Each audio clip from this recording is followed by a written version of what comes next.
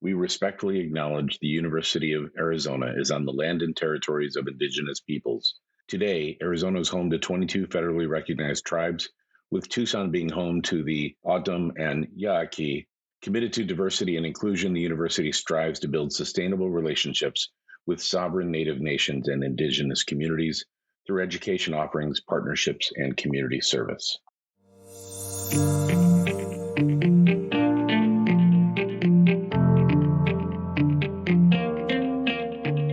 Welcome to this episode of the PA Path Podcast. I'm your host, Kevin Lohenry, and we are glad you could join us as we seek to better understand the PA profession.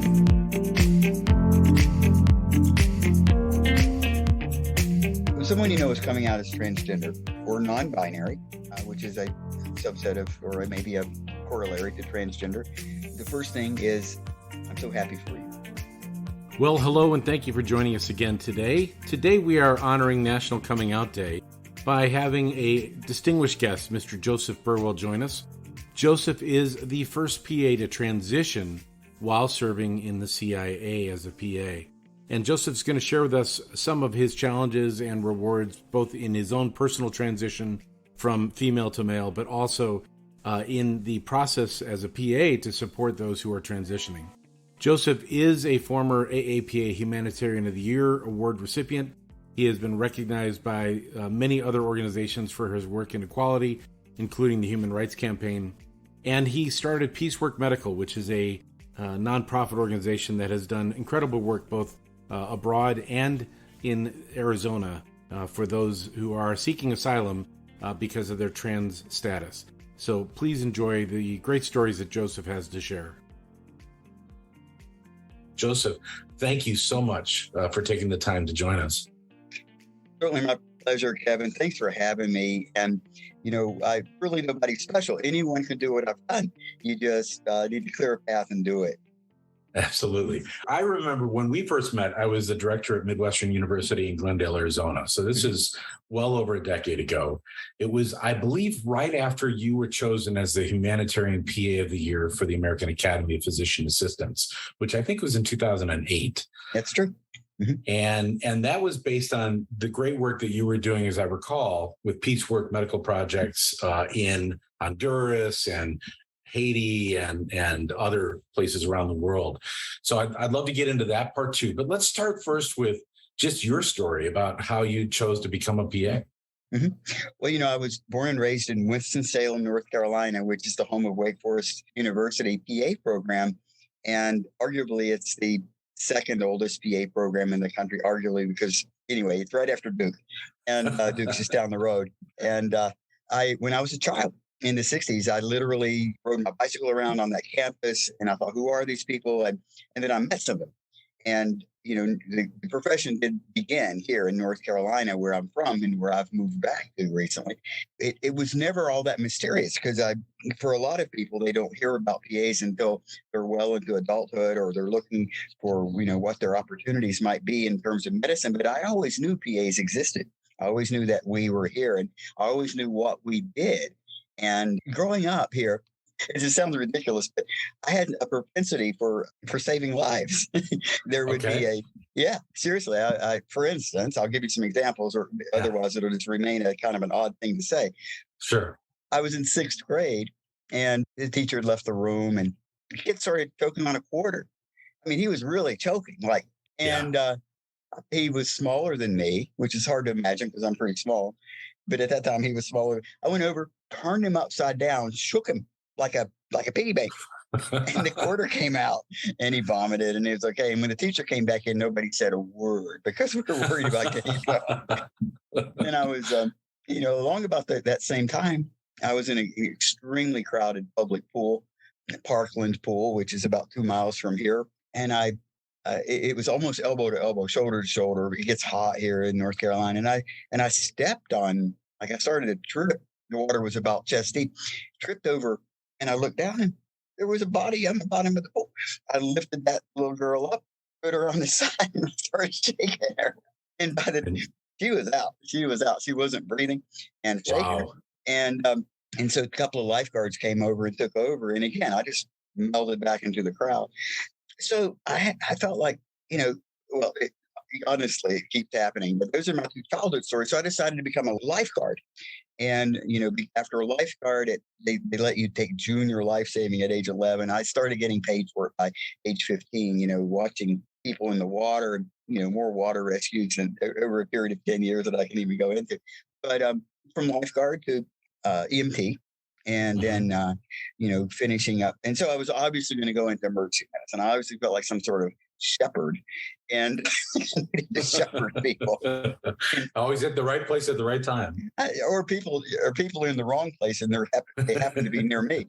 But, the emergencies I've seen on trains, planes, and automobiles, I could completely wreck this whole conversation by going on and on and on about how this seems to happen to me. I'm on airplanes a lot because of my work, but this and that would happen on an airplane. I would, get the person stabilized, and I absolutely probably one of the few civilian flyers that really know what's in an emergency kit in an airplane. Not enough, let me tell you. But yeah, they just keep happening, and quite often they happen at my work, but they're supposed to happen at my work. They happen in my private life. And so, well, that is fortunate for those around you, then. And this is a lot of this happened before there were AEDs. The Museum of Modern Art in New York. I was just minding my own business, looking at modern art. Guy collapses right there. I start CPR. That was after I learned CPR. The first couple of rescues, I didn't know the Heimlich or CPR yet. The Metropolitan, New York, and start CPR. Anyway, it's the right thing to do, to fall out in front of me. Yeah, it seems like the universe likes to use you as a pawn in the right spot. That's good. Of course, I was going to go to PA school eventually. Went to Carolina. I'm a Tar Heel, and I was there during the same years as Michael Jordan, and I was in the Army, and a lot happened in the Army. Went to Virginia Tech, got my master's in cardiac rehabilitation, and I was so bored that all I wanted to do was volunteer on the back of an ambulance to kind of, take my being back into myself after, working in cardiac rehab. It was going to kill me with boredom. So I looked into medical school, looked into chiropractic school, looked into nursing even. Ended up at PA school in Wake Forest, right back where my parents still were at that time. They were very much alive at that time. My dad said he would plant another row of potatoes because I'm coming home. And I hadn't been home since, high school. So, and I guess he did, because I never went hungry, and somehow completed that rigorous intensive program here at Wake. And so after Wake, what was your next step? What did you decide to do clinically? It sounds like emergency medicine was a natural fit. Emergency medicine was natural. I had the absolute privilege to go to Bridgeport Hospital in Bridgeport, Connecticut, where I had done 3 rotations as a student. I did an ER rotation, a trauma rotation, and a surgical rotation there, and they hired me. And as a new grad in a level 1 trauma, and they put me in staff rotation with the ER residents. And so I was treated just like a ER resident, medical doctor resident, and with the same low pay. I was making $40,000 a year, and with housing in the hospital, and with a ridiculous schedule, which, I loved. I was eating it up. The learning curve was so steep, and everything came through those doors, everything. And there was, I learned what a PA does. We take the next chart. That's what we do. And I signed out every case, and an attending doctor, would just grill me on, why did you order that CDC? Right? I mean, that's really not my problem these days.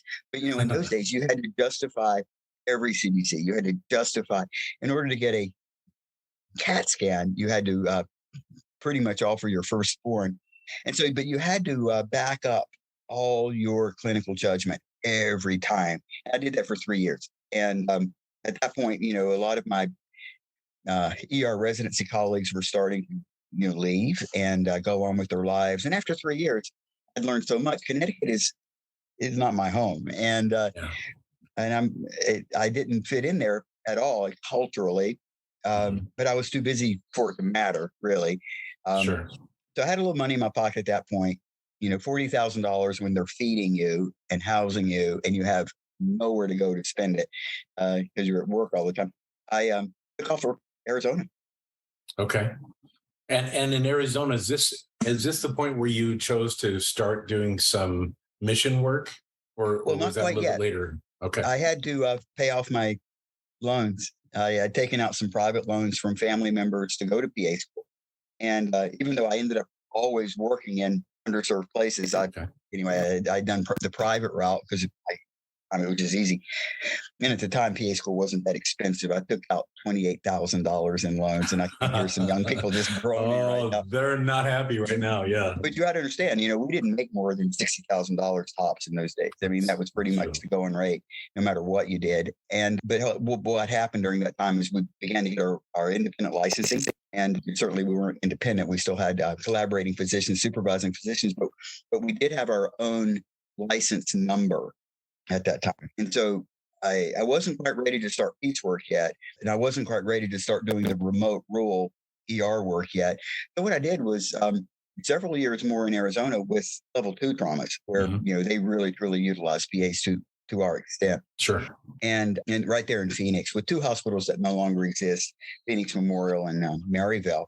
And they were both just fighting grounds. I mean, they were all sorts of gang trauma in those days, drugs and alcohol causing all sorts of chaos in those communities. And then when I reached 40, which at this point is 23 years ago, that's when I had things paid off and really no debts to my name and just the cost of living. And that's when I started Piecework Medical. And really, the reason I started Piecework Medical is multifold. People think, it's because you're a humanitarian, and of course you're going to find a way to serve others as a volunteer. Sure, that's true. There's more. I wanted to volunteer internationally as a PA, and in the year 1999, 2000-ish, they didn't know what to do with us. I would get responses back that were like, "Well, you can come be a nurse." You don't want me to be your nurse. I'm not a nurse. I don't know how to be a nurse. Okay, well, then you can come and be our administrator. Well, I could probably wing it as an administrator, but that's not what I do. What a waste of talent. Well, it just, just a misdirection in terms of skills. And so, I mean, these people needed providers. They didn't know what to do with a PA. And so I wanted this adventure of adventuring into foreign lands and going where other people didn't want to go and treating cultures that were different from my own. And so I made my own nonprofit, Piecework Medical. And the first group were all people I knew through ERs. There were 9 of us that went to Honduras. It was shortly after Hurricane Mitch had, wreaked havoc and you just wipe the soil off the face of the earth there. And soil is how they make a life with bananas and plantains and coffee. Yeah. So these people were devastated. A lot had been killed in the rivers there. A lot of mudslides and houses had been moved in. So we moved in there. The 9 of us, all of us ER folks, and all of us people who knew me. And it was very personal. It was like going on a major camping trip with 8 of your best buddies who, do anything. The thing about ER people is that we are jack of all trades. We know a little bit of everything, pretty much not surgery, but sure. We are only masters of certain emergency procedures and resuscitations and that sort of thing. But we are a jack of all trades. Everything from sprained ankles to sore throats to, what's this bump on my shoulder? We do it all. And everybody that's ever worked in emergency medicine knows that probably the least of what we do is actual emergencies. And so otherwise it's primary care and internal medicine care and pediatrics and psychiatry and toxicology. And so we went to Honduras and literally shoveled mud out of a structure that had been a government structure, which, the authorities left behind because it was right on the river. And we shoveled out the mud that was ankle deep in order to make our first clinic. And a baby was born. Was this in Tegucigalpa? No, way north of Tegucigalpa. San Pedro Sula is a city that's north in the northern part. Well, we weren't there either. That's where we flew into. And then we went eastward toward El Progreso and then further eastward into the mountains. I mean, we were nowhere. We were on the San Francisco River. And if you look at a map of Honduras and you find La Ceiba, which is way up on the northern coast, we would, as the crow flies, we would be 150-ish miles south of there. There are no roads going in that direction, but as the crow flies, we would be pretty much due south of La Ceiba. So I was in Honduras in 2000, 2000, 2001, 2002. I was there 4 times. So I was there shortly after Hurricane Mitch in 2000, because I think it was 98, wasn't it, when the hurricane hit? Yeah, Mitch was in 98. Yeah. But I was in Tegucigalpa. So it had to be, because I saw the devastation along the riverbeds, and the bridges were out, and the impact of that in the major city for the country. I can't even imagine how bad it was up north. It was rough up there. I mean, these are very steep terrain, which is best for coffee growing, but hard when a mudslide comes.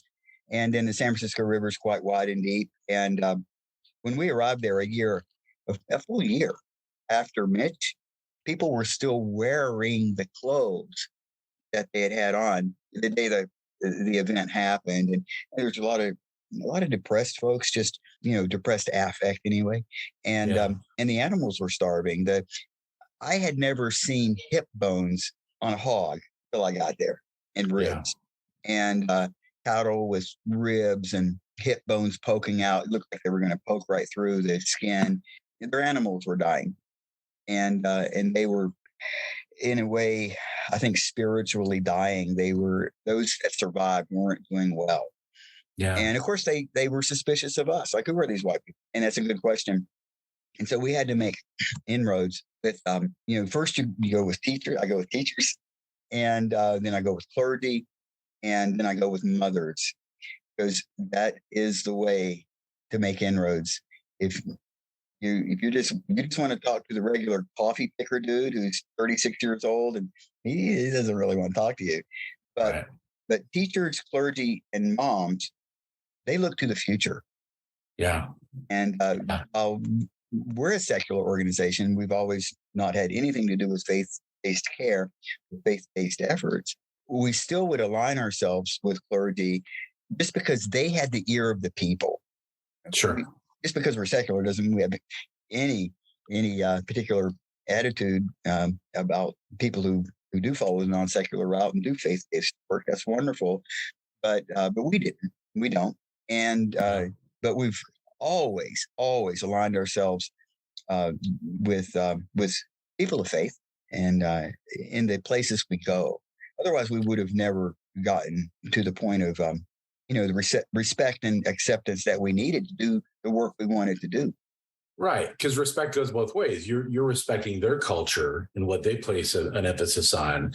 I mean, when I was there, the men were very skeptical of us, but the mothers, because they have this maternal instinct to protect their kids, and they see an opportunity to get their kids some vitamins or medication for whatever, they're a little bit more willing to go with the trust account for you. And they'll listen. So, they definitely will. They'll listen to the whole story and engage in conversation and dialogue.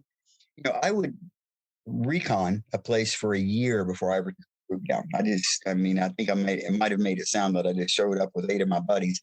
But the truth is, I would recon a place for a year, and often make several trips, and always have, of course, a liaison with me. My Spanish isn't that good. I always have a liaison with me in order to make these inroads and make these promises that I kept. That's key, because in every place we ever worked, these folks had been led down some paths that didn't result in anything successful for them. And so they were skeptical for a reason. And every place we've ever worked with Peacework Medical has either been a natural and or man-made disaster area. And so these, they're just often just trying to get by, and rightfully suspicious of helper groups. So, but we stayed there in Honduras for 8 years. And during that time, sure, we did primary care. But I think primary care is almost adjacent to the important stuff. And the important stuff is building resources that community leaders can then tap into and bring into that community. And by the time we left, they knew how to compel their regional government and their national government to do things that they well deserved in that area, and how to literally write grants. I thought a rather literate gentleman about age 20 who was becoming a teacher, who to write grants to and how to write them. And he was having some success. At that point, the children were no longer starving. The animals were beginning to be able to reproduce. After 8 years, it was time to go. And, it's always sad to go. you've made connections at that point, and it would just be easy to keep going, just like it's easy to go to a job you've had for 22 years, Yeah. But no, it was time to go. So it sounds like what you're saying, what I hear you saying is the importance of public health, community health, but equipping the leaders of the community to be able to be the ones to deliver this. Yep. So that there's validity in that process and continuity of health care measures that really impact those patients long term. Absolutely. And what had happened by the time we were ready to leave is they had managed, especially with the help of this 20-year-old, to get an itinerant medical doctor out there who came out from El Progreso. And he certainly didn't live there, but he made, I think, quarterly visits for days at a time. And they had a place to put him up and a way to feed him and everything. And that was a light year away from where they had been previously, because we were only showing up once a year. So everybody had full-time jobs, including myself at that. But we had taught them how to fare for themselves. And and the other thing we introduced there, which was pretty amazing, was Pap Smears. And, cervical cancer was, I was just reading medical demographics and data about what was going on there in that part of the country with cervical cancer. And that's odd that this is so bad. If you dig a little deeper and you find out nobody's getting screening, nobody. And so we instituted it. And, part of the grant that I managed at the time was to totally equip us to do 100, every 2 to 3 days, 100, and have somebody drive up from El Progreso and take the pathology back. And then a way to find these women. And these women don't have addresses. They have, they have a location on the river or a location up the mountain. Oh my God. So I had to get a local person who did nothing but be dedicated to get these results back to the women and then get the positives that needed further care back to El Progreso. And but the first and foremost, you have to realize I was attempting, me and my colleagues were attempting to do Pap smears on women who had never thought of such a what? And so we got the big, what do you mean? And are you serious? And so, yeah, we were serious. And we cajoled a lot of women into this. And you can imagine how that went. We do this a lot, even here in the United States. You have to cajole some women into these screening tests.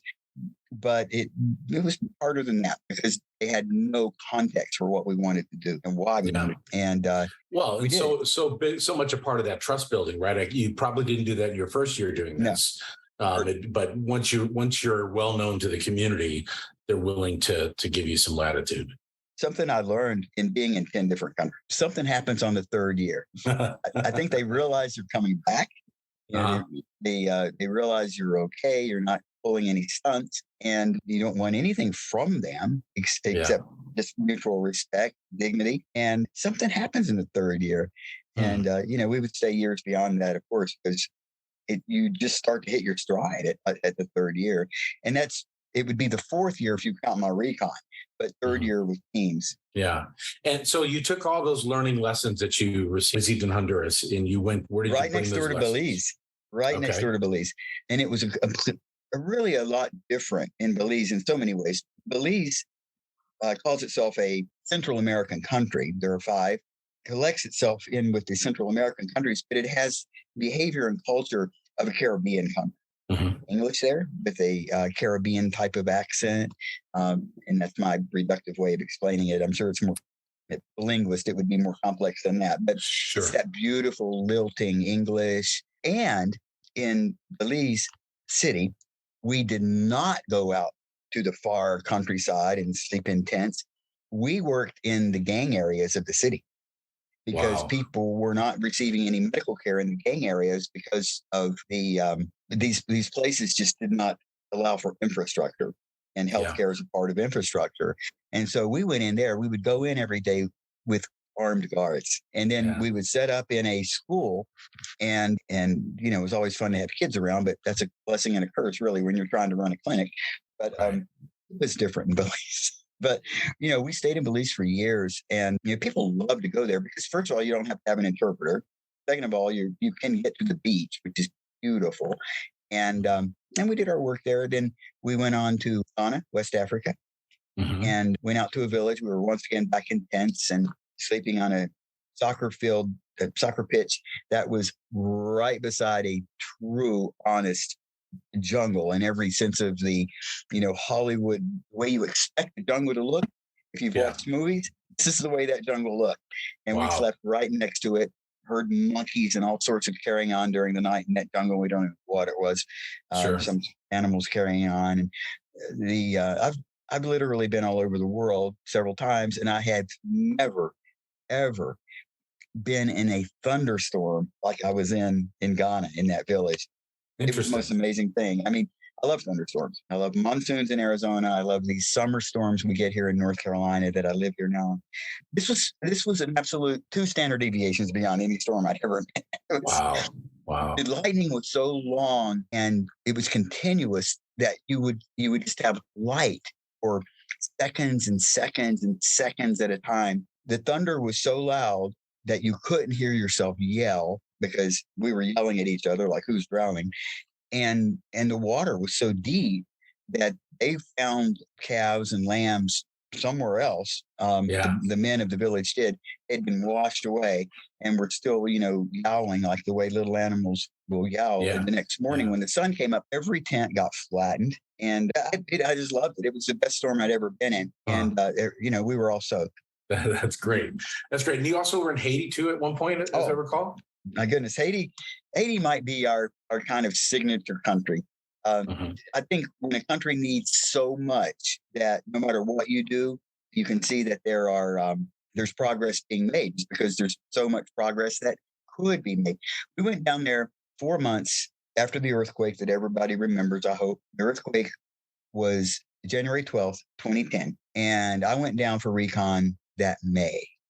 And of course, went into Port-au-Prince because that's where you fly into. And I met up with a liaison, an American woman who happened to be a missionary. But again, I don't have anything against missionaries. They can do great work. But she was there for missionary work. And so she met me there in Port-au-Prince.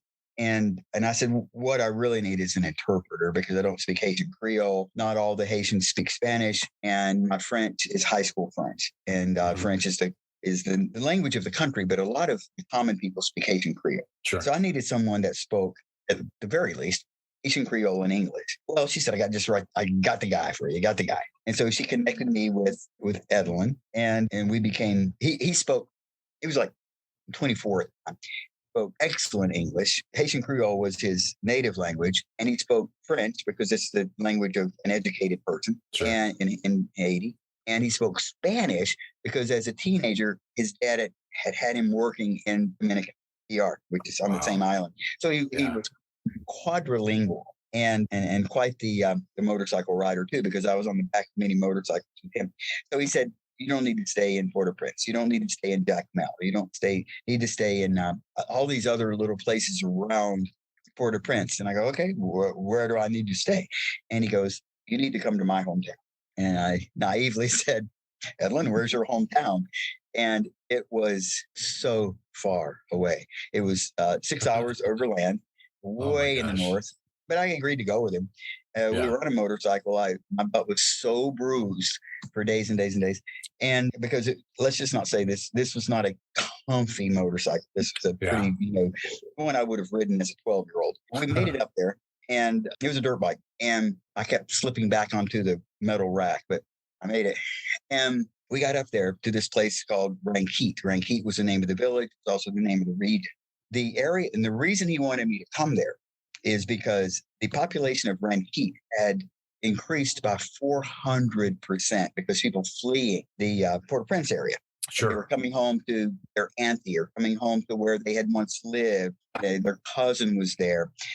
Edlin's whole family was there. And he'd been in Port-au-Prince and had survived the earthquake by surfing on the top of a building all the way down because he happened to be on the top of a building, hanging his clothes to dry. Everybody in the building was crushed. So here we have a person that was meant to be alive. And I felt like I was pretty lucky at that point to meet him. So I spent a year reconning in Ranquit and made a team. We started going. Cholera hit by December of 2010, the way I remember it. Cholera had happened. I didn't have a team yet. So I went back down there with literally a suitcase full. I'm looking at a suitcase suitcase full of doxycycline because you only need 3 doxycycline tablets to treat this strain of, you don't treat it with azithromycin and Bactrim, which is, a way you might treat it in the this hemisphere, because it had been brought in by someone from Southeast Asia. Patient 0 was from Southeast Asia. So I took down literally, 70 pounds of oxy that was donated to Peacework Medical from Advantage Urgent Care, a urgent care I owned in Phoenix, which is another story. And 3 pills. If the person could swallow 3 pills, the next morning they were eating breakfast. And, otherwise they were dying of cholera. I mean, vomit, diarrhea, dying. Yeah. And, Doctors Without Borders had come through there, dumped a bunch of fluids and left, normal saline. And the one nurse in the region was hyperhydrating these people with too much normal saline. And they were literally, drowning. Their lungs and heart were overcome by too much fluid because she kept giving them fluid. These nurses aren't trained at standards that we appreciate. Yeah.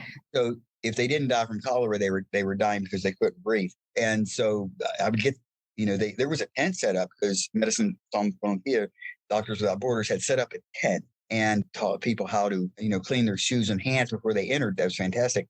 But they didn't stay to teach anybody anything. So they had this mountain of fluids, and that was it.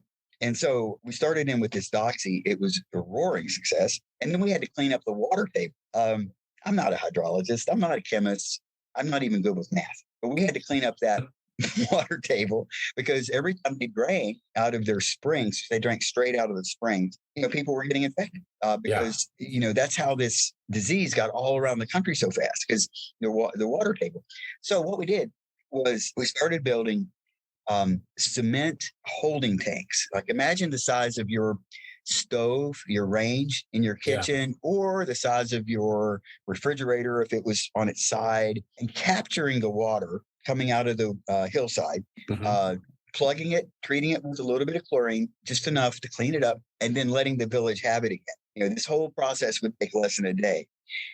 And these tanks cost us about $500 to build. We taught the local men how to build. And then in each village, and there were 22 villages, the local women, usually a woman, point person, would be the steward of the water tank, like when to lock it, when to unlock it, how much chlorine, because none of the men wanted to do the math. There's a little bit of math problem with how much chlorine to put in based on the size of the tank, of course. And the size of the tank was based on the water flow coming out of the mountain. Within a couple of years, there was no cholera in that region. Cholera still existed everywhere else. So that is something to be really proud of. It was. And to watch it happen in slow motion over time was something. The reason I needed to leave Haiti is not because I come to Phoenix and continue to do work in Phoenix. Was not because the water tanks were a success, not because our health education was around cholera was a success. I mean, it was, but that wasn't a reason to leave. I think I would have stayed longer. But I had started my transition from female to male, and Haiti was not a place to be in transition. It just wasn't. I can't even imagine. It wasn't. So I think I, like the first year when you're sort of androgynous appearing, and I didn't really have my hair cut yet. It was shorter, but I mean, I was starting to get questioned. And is my health okay? I don't think they understand thyroid disease, but I looked like I might have a thyroid disorder. I was looking more and more masculine all the time. And so I wrapped it up there and brought the whole bundle to Phoenix, where I lived at the time, and then immediately got to work on this ICE detention problem where they would hold transgender women in men's cells, and they would be attacked both by the guards and by other inmates. And so those became my first patients. I started with 6 and I left Phoenix with 188. Was it in Haiti that you made the decision to start the transition? No, I was in Iraq. I was working in Iraq. I was a contractor there with the CIA, and the CIA folks were very polite and kind, but they didn't need to give me any better. As a PA, I was just part of this.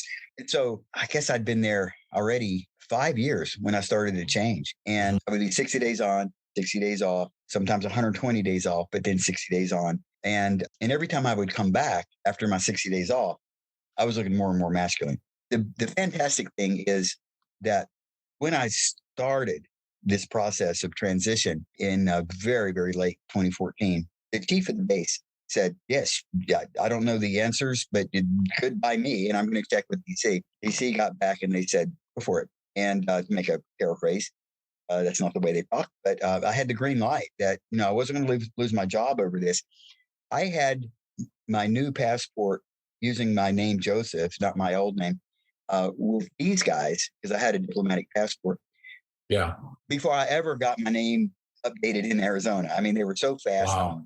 And they completely just never gave me a hard time. In fact, were quite supportive. And the military people, I know for a fact that their leader said, you can't say something nice, don't say anything at all.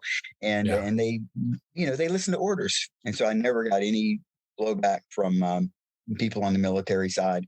And then, of course, the people on the professional side, they just had questions, which I was happy to answer, which became sort of my stock in trade, to answer questions about transgender people. I don't speak for all transgender people, but I certainly can speak to my own experience and answer some questions about being transgender in general, having been in a peer support group for 8 years of all sorts. Special operators, when I was in the Navy, I had the privilege of working with the SEALs we were basically an Uber helicopter unit for the SEALs, but they're just so intelligent, special operators. And so that doesn't surprise me that they were interested, intrigued, more accepting, more supportive. And, for those who don't understand the military, a medical person is worth their weight in gold anyways. So you always treat your medical people well because you may need them one day. Yeah, I was tremendously respected by those guys. And it's true. A special warfare operator, which is what they call it these days. We locally would say SEALs, Rangers, PJs in the Air Force, Green Beret. Collectively, it would be a special warfare operator. And special forces is, I think, the colloquial term. And you got to have a little bit of everything going on. And I mean, you have to be able to draw from a lot of different parts of your brain, and be ready to do it on a turn of a dime. So I had tremendous respect for those guys, and I completely transitioned in front of them, and over a period of years. So I would just say from hearing your story many times now, the grit that you have, and the audacity to some extent, right, Joseph? Because you chose to do this in a place that is as masculine as you can get. Yeah. And kudos to you for that. I know your first go around with the Army wasn't quite as comfortable. Right. So how cool is that to come back and be working with the state? Right. It was finishing up a job I didn't get to finish the first time, as you know, and maybe even some people listening to this know, because it's a story that's been out there for years.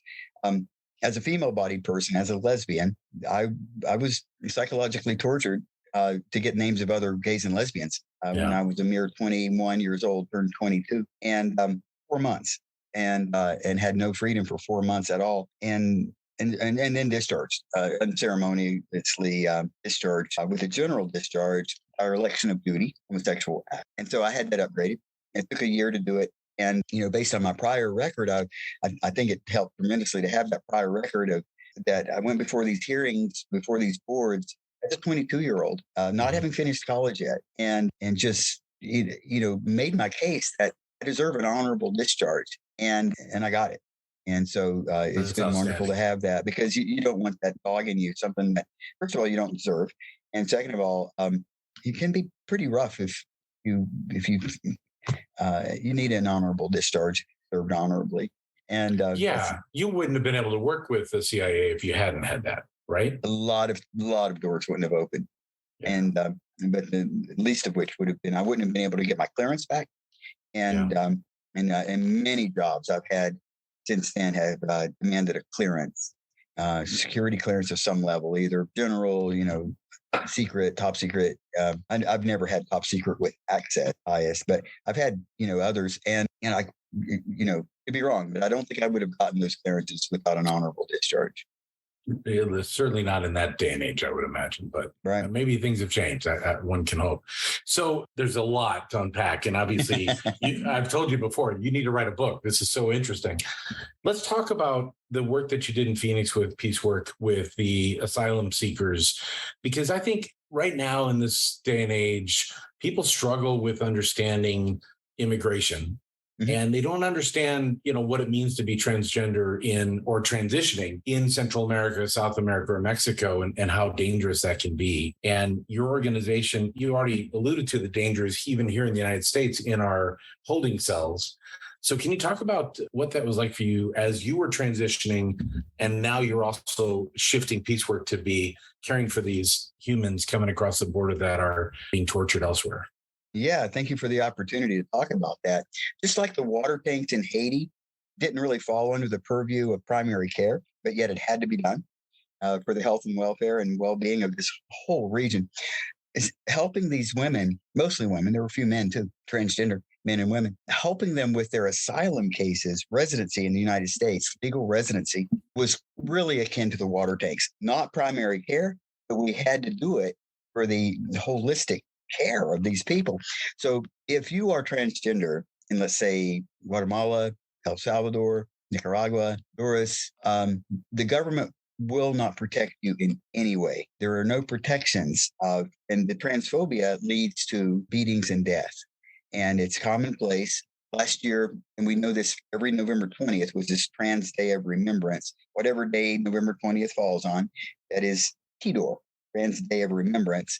We know when we read these names of people killed just in the Western Hemisphere, out of 400 or so people who are killed every year in what's labeled as a transgender hate crime, almost all of them are women, transgender women, and almost all of them have Latino names, and maybe 6 will be from the United States, and the rest are from these Northern Triangle countries, Puerto Rico, Cuba, and their names somehow make it to this roster of having their name called out on November 20th.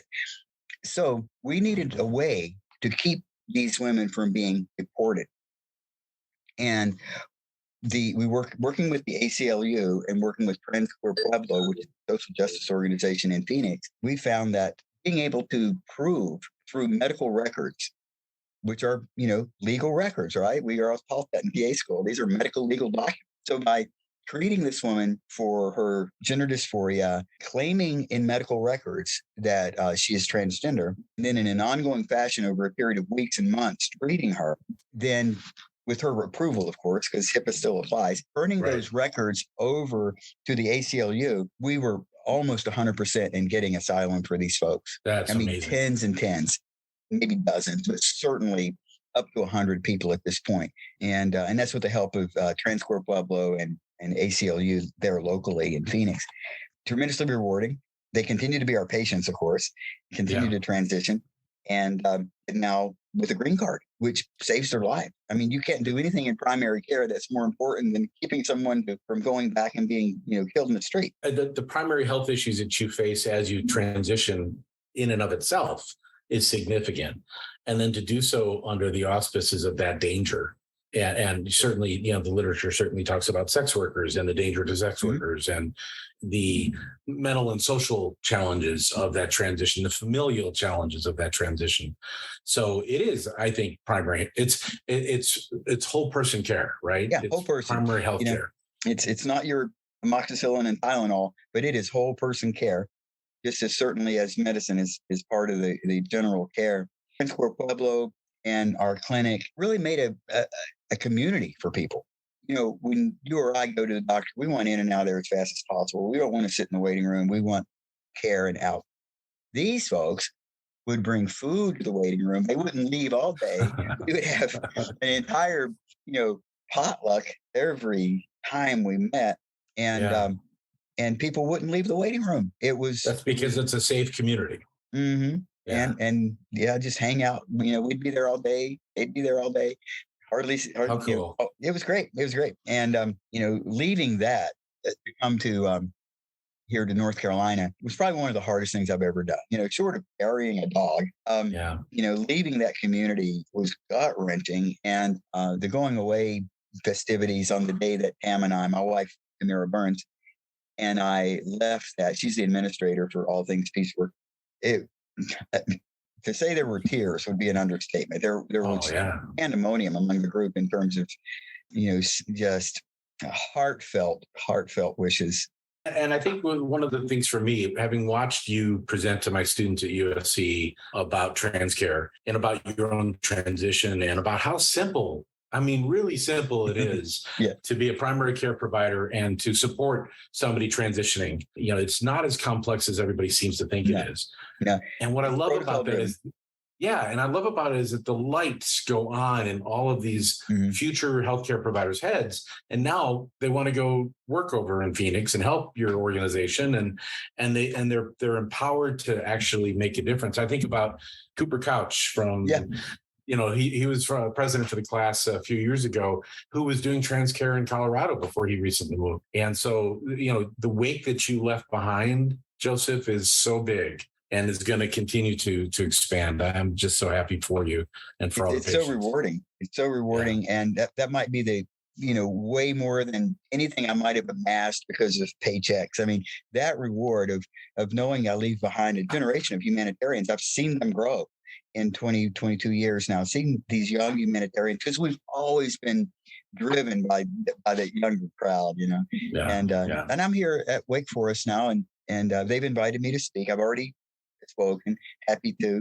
You know, Sue Reich, who was there, was a PA in the program when I was there in the early 90s, which is remarkable. She doesn't age, and she's still good at what she does. And so, and she's helped fundraise for medical too. She actually came to Haiti with us. That's fantastic. Yep. So that's fantastic. So to be right, I'm not letting up on the young people. They're still going to be the driving force. They're idealistic. They're smart. I wouldn't want to try to get into PA school today. These kids, I wouldn't want to compete with them. But yet I get to have them as volunteers. Yeah.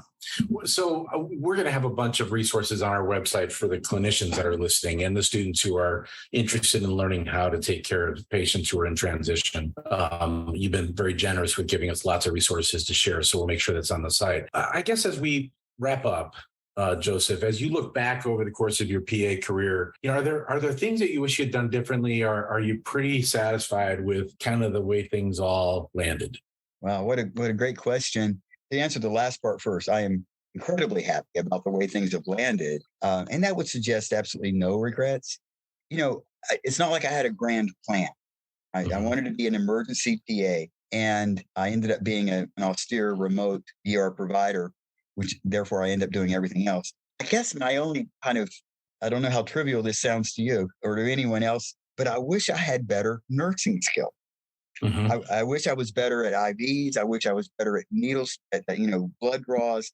I wish I knew off the top of my head how to mix a medicine or which medicines don't mix together, because I'm alone a lot, especially in Alaska.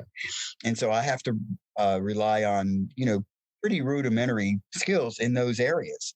Sure, I can do a blood draw. Sure, I can start an IV.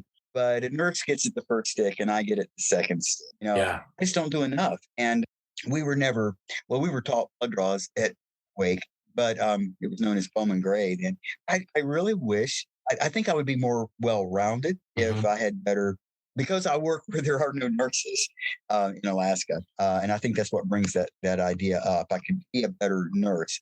I could probably be a better PA, but PA thing worked out. But when I'm faced with nursing challenges, sometimes I have to go look something up. And anyway, that's...